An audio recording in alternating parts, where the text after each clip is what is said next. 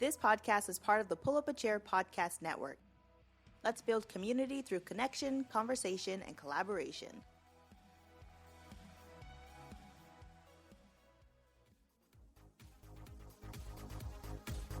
I never wanna get used to the sound you whispering in my ear.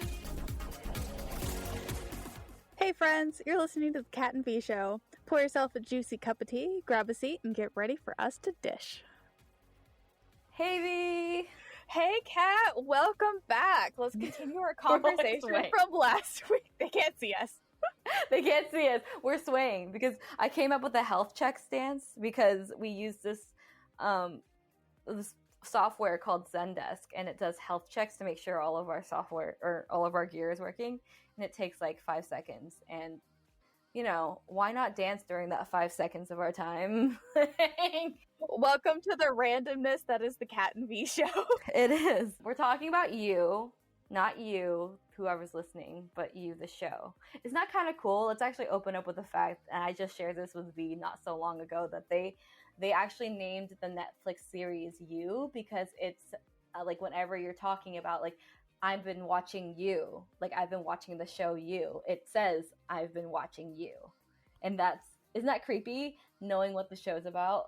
Oh my god. I mean, it's very clever. Well, like we were talking about before we jumped on, it seems like they're getting a season 3. I haven't watched season 2, but let's just like warn you guys, there's going to be spoilers for everything about the You series in this podcast. So if you haven't watched it and you don't want it to be spoiled, leave now and come back when you're done. All right, you guys are back. You're good. Everybody's good. Okay, we can continue. So I read the books after I saw the show for the first time. I think part of the reason people stan the main character or the main dude so much is because they chose somebody so handsome.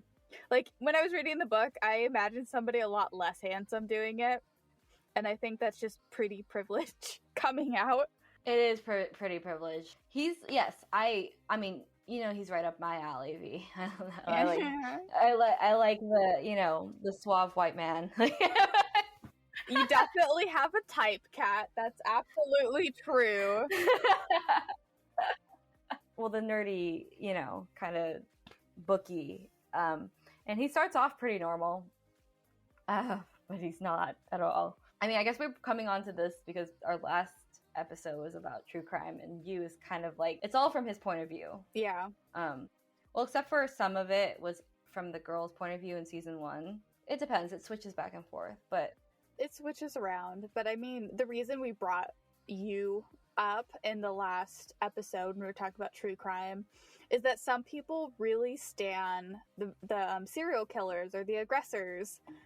Like Ted Bundy, for example. Like, people adore him for some reason, and people adored the main character of You.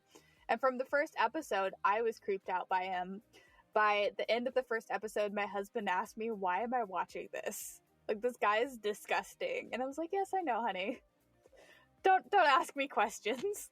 Didn't it scare you, though? Like, I remember that you were freaked out by it. Oh, yeah. By the second or third episode, he reminded me, because I had one really bad stalker in college who like tried to climb through my bedroom window at some point. And so he really reminded me of my stalker. Oh god. Especially in the looks department of my stalker. It was really bad, and I kept having people tell me, they're like, there's no way he's like that into you. I mean, you're nowhere near as attractive as him, or I met him, he's not like that, he's not that kind of guy, blah blah blah blah blah. Everybody's so quick to defend the guy. And then in the show, like, everybody who watched it was like, oh, what he's doing is sweet, it's so romantic. And, like, coming from a person who's had that done to her, no, it's not sweet, it's not romantic. It really bothered me. It really got underneath my skin. It was very, I hate to use the word, but it was very triggering. It brought back all those emotions of feeling ignored and feeling like it was my fault that happened to me. Mind you, I've had 4 conversations with this dude before he got into me like that. Like, there was no reason for him to be that into me. And even so, if you're really into a person, that's not what you should do to them.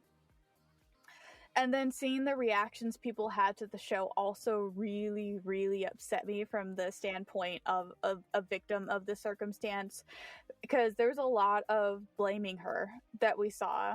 A lot of people saying, oh, well, she cheated on him. She deserved what happened to her. Or, oh, she should have closed her blinds. She shouldn't have dressed so provocatively, like she brought it upon herself. But, like... She should have closed her blinds. Jesus. Like... It's not her job to police somebody else's behavior. It's that person's job to police their own behavior.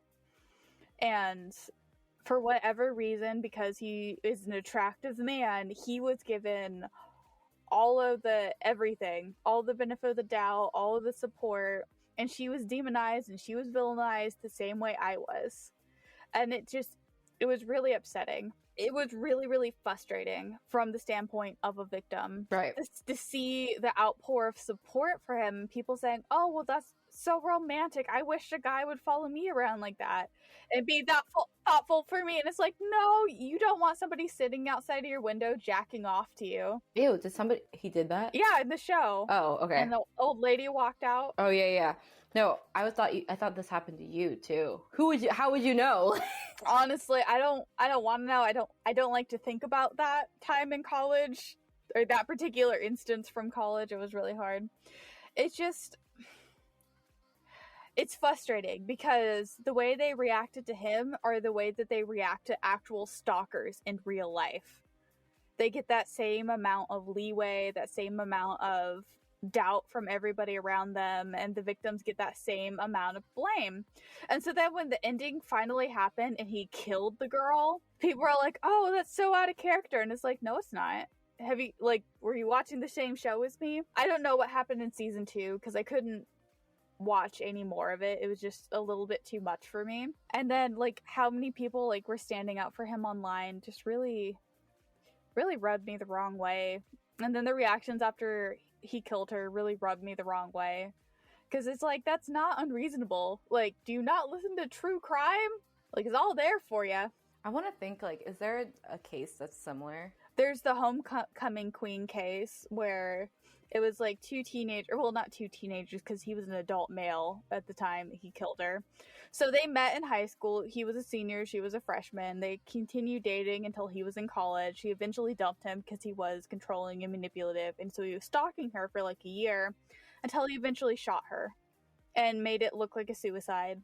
I think that's I guess this is kind of a continuation of our true crime episode, because it's that's why, I mean, clearly we as humans really like this type of stuff for some reason, right? Because now there's shows about it, fictional shows and books and stuff like that. It's just so sad.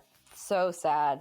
It really is. It's just the amount of hate that Beck got all online was also mind-boggling for me. She was just a young girl living her life. Were they upset about the fact that she hooked up with her psychologist? They were upset that she hooked up with her ex before she was even dating the main character. They were upset that she hooked up with her psychologist, even though her psychologist should be the one shamed in that moment, because it's a huge breach of ethics. Yeah, it's gross.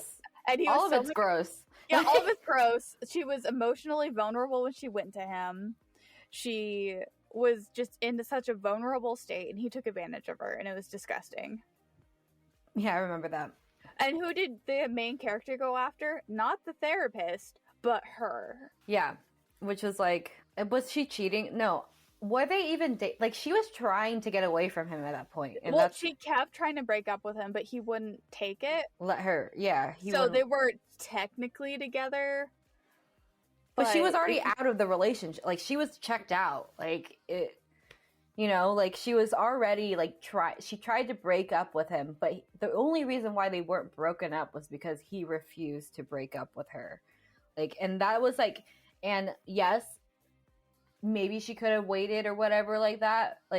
But, there's... That's nothing to die over, though. Yeah, exactly. She did not deserve to die.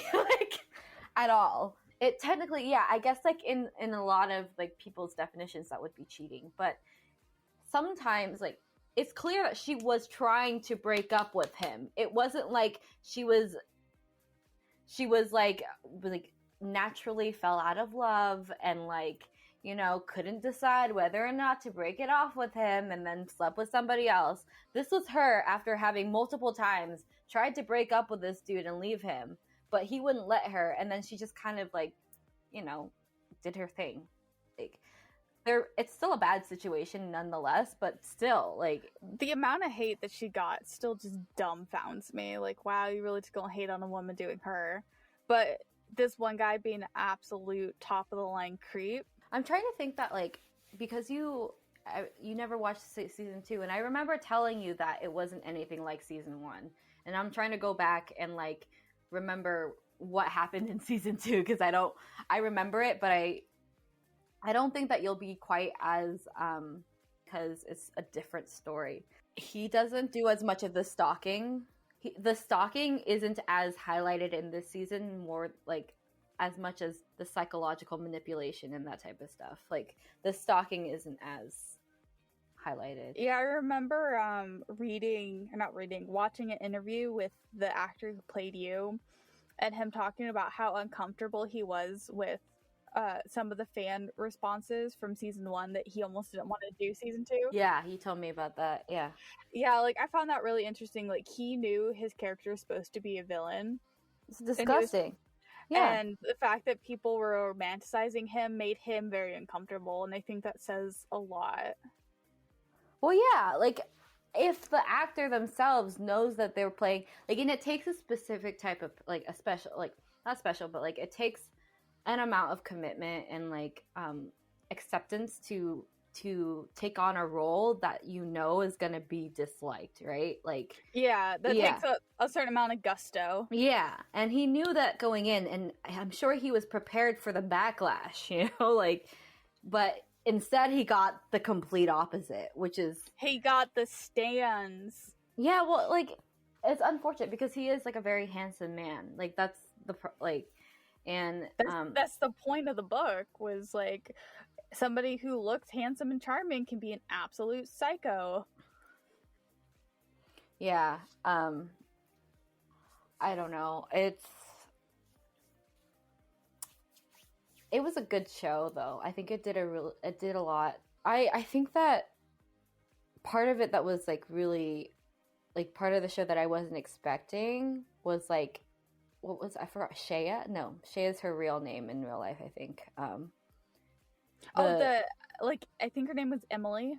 Yeah, the best friend. Yeah, the best friend. I wasn't expecting her to die. Like, that wasn't, like... Oh my god, that was so, like, it got to me. Like, yeah, because she was trying to, like... I mean, she may have had her own agenda, but who, at this point, who knows? Because this is, like, coming from his point of view. Yeah, she might have been creeping on her friend, but that's between her and her friend. Like, yeah, and like I flirt with you all the time, like, nonstop. It doesn't mean I want to get in your pants. Yeah, it's just like some girls, like, it's, you know, and I feel like it's very common in, like, actually, you know, it might be common in, like, male friendships too, but, like, girl friendships for sure. At least between us, it's like we flirt, and, like, it's very much in a lot of ways like a heterosexual relationship between the two of us, you know? So I don't know. I think that I just wasn't expecting that part. I thought it was, like, sad. I mean, if she was manipulating her friend, which is a big if because we're getting it from his point of view, then that's something that she should have decided on herself. If it's something he's so concerned about, he should bring it up to her. Mm-hmm. Like, bring it up. If you're worried about your boo's friend, talk to your boo about it. Don't talk to the friend about it. Yeah.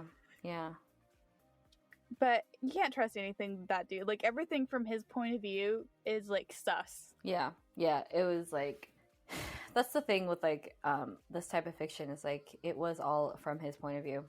Like, you can't tell. That's why I think that you should watch this next one,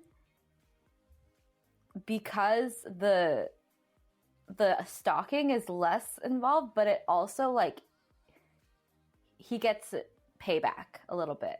Like, that's good. Like, normally in real life they don't get payback, but it's nice when it happens. No, but like he gets paid back. He gets payback in like in an ironic kind of way. Like it's like he gets a taste of his own medicine, kind of like.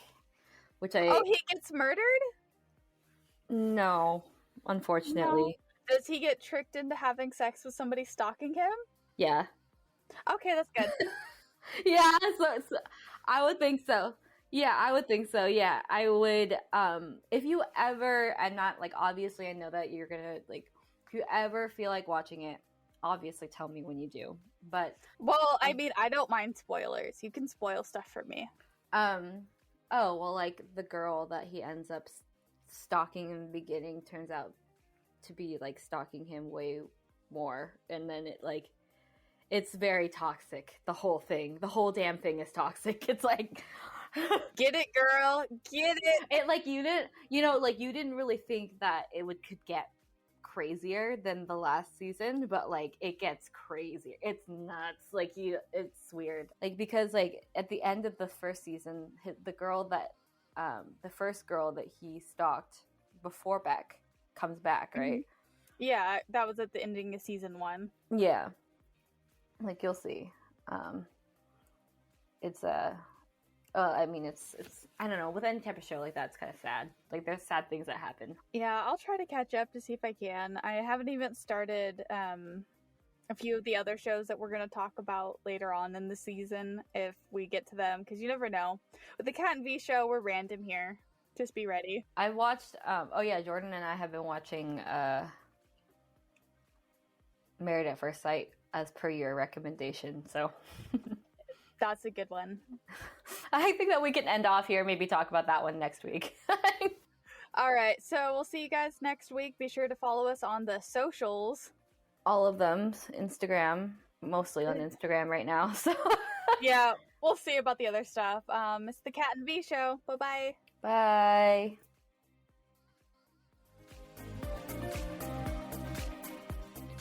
Interested in sponsoring our podcast? Want to be heard by our audience? All sponsorships through our non-for-profit are tax deductible. More information can be found in the description of this podcast.